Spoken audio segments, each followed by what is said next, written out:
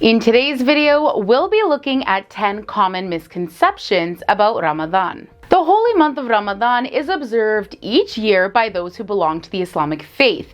Now, while the month of Ramadan is widely recognized across the globe, there are still many who may have misconceptions about the significance, rules, practices, and expectations of this holy month.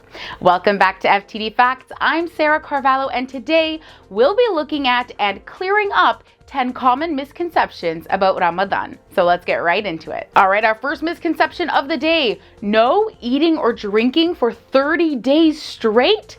Wrong. Muslims definitely do eat and drink during the holy month of Ramadan. Let's face it, most humans could not survive an entire month with zero water and zero food. The truth is, there are a set number of hours in which Muslims must fast, usually from sunrise to sunset. But outside of those hours, Muslims can absolutely eat and drink. Now, because of different time zones, fasting hours can vary. For example, in parts of Malaysia, fasting can last up to 13.5 hours, while countries like New Zealand and Australia fast for about 11.5 hours. And in some parts of Iceland, fasting can even last up to 16.5 hours. All right, our next misconception: Ramadan is only about abstaining from food and drink.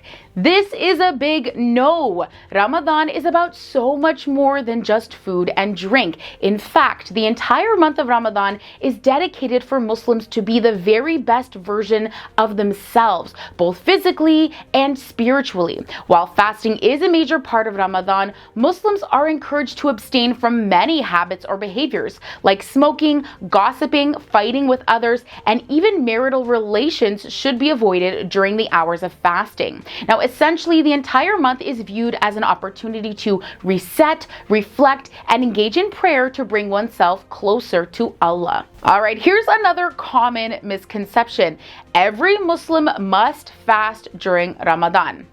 Nope, that's the easy answer.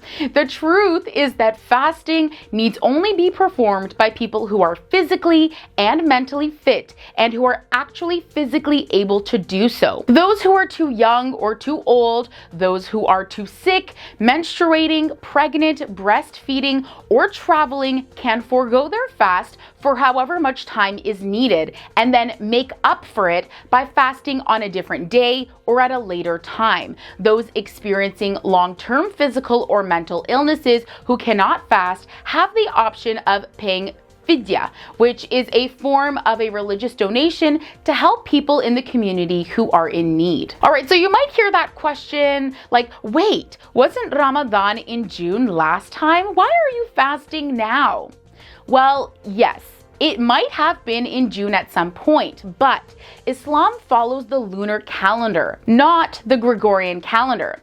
This means the holiday's date changes from year to year, since the lunar calendar is based on cycles of the moon and has its own months. This means that Ramadan and every other holiday pegged to the lunar calendar will move forward about 10 days each year.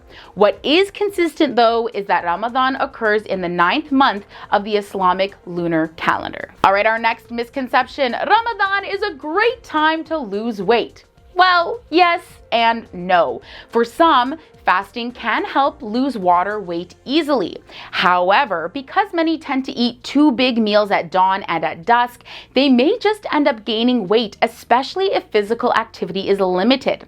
It also depends on what you eat and how much you eat during the non-fasting hours. If someone tends to eat mostly fatty and fried foods or foods and drinks high in sugar during the permissible eating times, then it is likely that they will gain weight rather than lose it. All right, at the halfway point today, we have the misconception that it's rude to eat in front of someone who is fasting. Okay, this is absolutely not true. The act of fasting and the entire spirit of Ramadan is about learning self-control, reflecting, and heightened devotion and worship to Allah. This means that the act of fasting is a sacrifice made by the person fasting between them and God, and it's not the responsibility of the individuals around them. Now, while it may be an added temptation, and it certainly isn't fun to watch other people eat and drink around you when you're choosing not to, it should not be viewed as rude.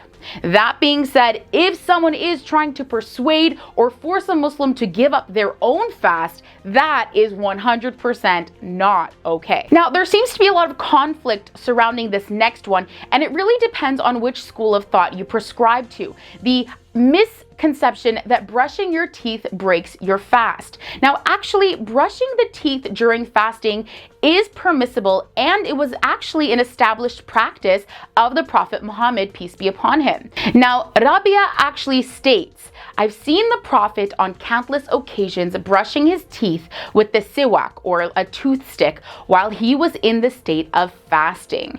Now, what about brushing with toothpaste? Well, brushing the teeth with toothpaste could also be permissible, with the condition that the toothpaste and its remnants or flavor are not swallowed. So pretty much anything that enters the stomach cavity, that would be considered breaking the fast. All right, so I just said anything that enters the stomach cavity breaks the fast. Does that include saliva?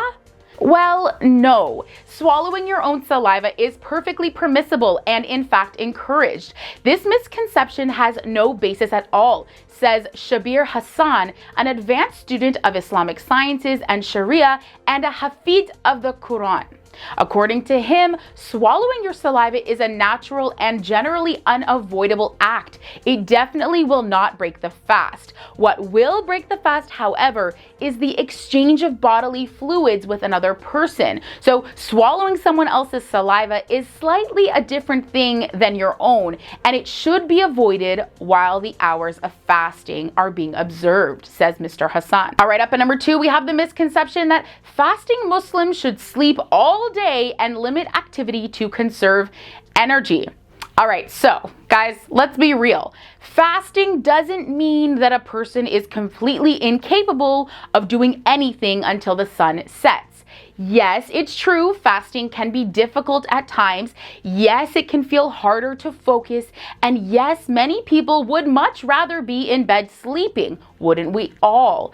But aside from fasting, it's not a very different time than the rest of the year. So if fasting is meant to be a sacrifice, then it makes sense that one would continue to perform the same daily life rituals, such as working, going to school, praying, and reflecting, rather than just sleeping the time away. And actually, many Muslims have shared that being at work or school can make fasting easier in some ways, since it gives people something else to focus on other than the fact that they may be hungry or thirsty. All right, and our last misconception of today's video: if you're really good during Ramadan, you can do whatever you want until next Ramadan, and then you'll just be good again, right?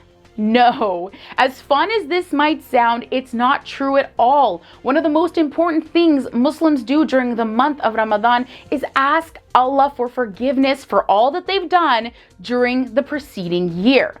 But that doesn't mean Muslims aren't supposed to continue trying to be their best selves even though the holy month is over. Muslims actually believe that Satan is locked away during the holy month.